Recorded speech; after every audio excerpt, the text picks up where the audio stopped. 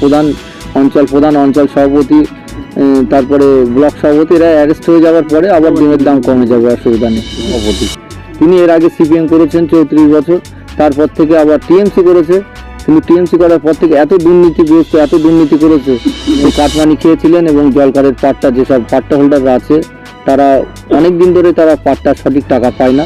এর আগেও উপপ্রধানের নামে 10টা থেকে 12টা কেস হয়েছে, অ্যাটেম্প টু মার্ডারের কেস হয়েছে, আরও বিভিন্ন কেস থেকে চোখ রেখে লড়াই দিতে পারি এবং পঞ্চায়েতে যাতে আমরা পার্টি অফিস নিয়ে উদ্বোধন করছেন এবং সেই সঙ্গে একেবারে পাড়া বৈঠকে বুথ কমিটি নির্বাচন করছেন, কি বলবেন এই বিষয়ে?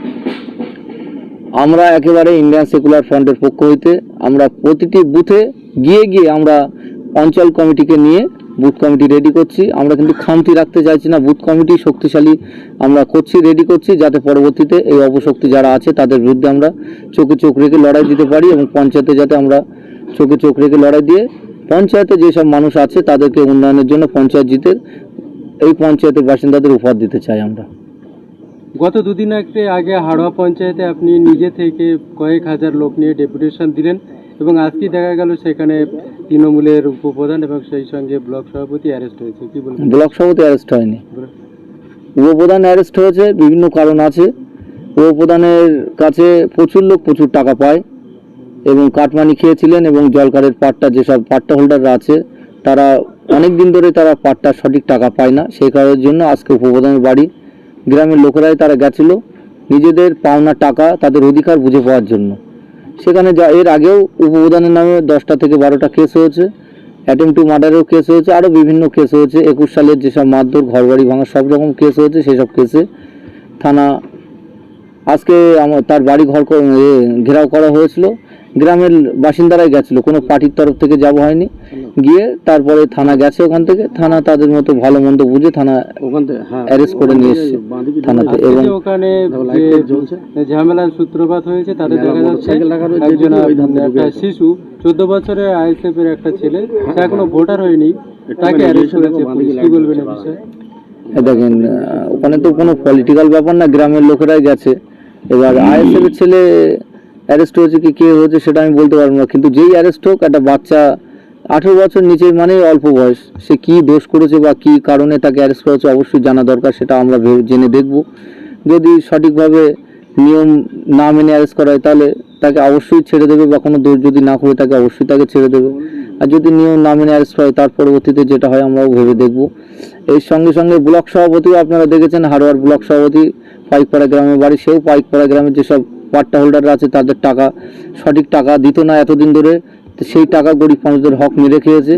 মাসে এই বছরে মাত্র 400 টাকা করে 800 টাকা করে দিত পাট্টা হোল্ডারদের লিস্ট, যেখানে হাজার হাজার টাকা লিস্ট সেখানে মাত্র 800 টাকা করে দিয়ে এসছে। ঠিক আছে, এই কারণের জন্য ব্লক সভাপতির বাড়িতেও আজকে গ্রামের লোকেরা চড়া হয়েছিল। সেখান থেকে থানা আমাদের বললো যে আপনাদের কোনো কমপ্লেন থাকলে আপনার থানায় দিন। থানার লোক, গ্রামের লোকেরা থানা গিয়ে ব্লক সভাপতির নামেও একদম ডেপুটেশন দিয়ে কমপ্লেন দিয়েছে, অঞ্চল সভাপতির নামেও কমপ্লেন চলছে বা দিয়েছে অনেকেই। যে গ্রাম থেকে উপপ্রধান আজকে গ্রেপ্তার হয়েছেন সেই গ্রামে গিয়ে জানলাম যে সেই গ্রামেই আজকে মঞ্চ খাটিয়ে সেখানে বিজেপিতে যোগ দেওয়ার কথা ছিল, তাহলে কি এই দুর্নীতি ঢাকার জন্য এবং নিজেকে বাঁচার জন্য তিনি বিজেপিতে যোগদান করতে? সেটা কিসে যোগদান করেছে না বা করতো না সেটা তো আমরা জানি না। যতক্ষণ না কোনো পার্টিতে যোগদান না করছে ততক্ষণ আমরা কিছু বলতে পারবো না যে কোন পার্টিতে করছে, কিন্তু কে কোন পার্টিতে যোগদান করছে সেটা আমাদের বলার বিষয় না। যার যেখানে ইচ্ছা সে সেখানে যোগদান করবে, কিন্তু আমাদের একটা জিনিসই বলার বিষয়, এই প্রধান যে আছে হাড়োয়া অঞ্চলের উপপ্রধান, উনি হচ্ছে অঞ্চল সভাপতি।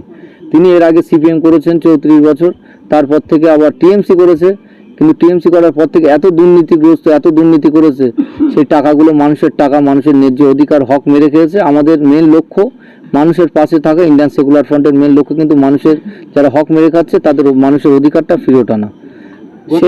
সেই মানুষের টাকা গ্রামের লোকেরা থেকে প্রধানের বাড়িতে গেছিল, অঞ্চল উপপ্রধান বা অঞ্চল সভাপতি ওনার বাড়িতে গিয়ে আদায় করতে গেছে এবং সেখান থেকেই এই ঝামেলার সূত্রপাত।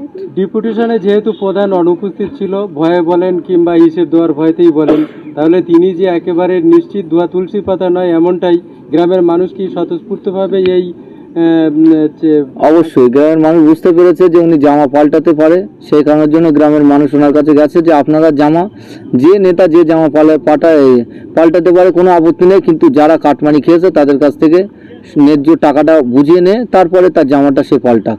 এটা আমার বক্তব্য এবং ইন্ডিয়ান সেকুলার ফ্রন্টের সমস্ত কর্মীর বক্তব্য বা লিডারদের বক্তব্য বা ওখানকার যে ঘটনাটা হচ্ছে গ্রামের বাসিন্দাদেরও একই বক্তব্য।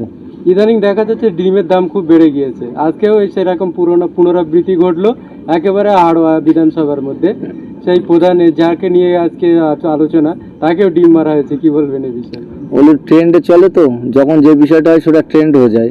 এটা ট্রেন্ডে চলছে, ডিমের দাম আশা করি আবার কমে যাবে। যেসব প্রধান অঞ্চল সভাপতি, তারপরে ব্লক সভাপতি এরা অ্যারেস্ট হয়ে যাওয়ার পরে আবার ডিমের দাম কমে যাবে, অসুবিধা নেই।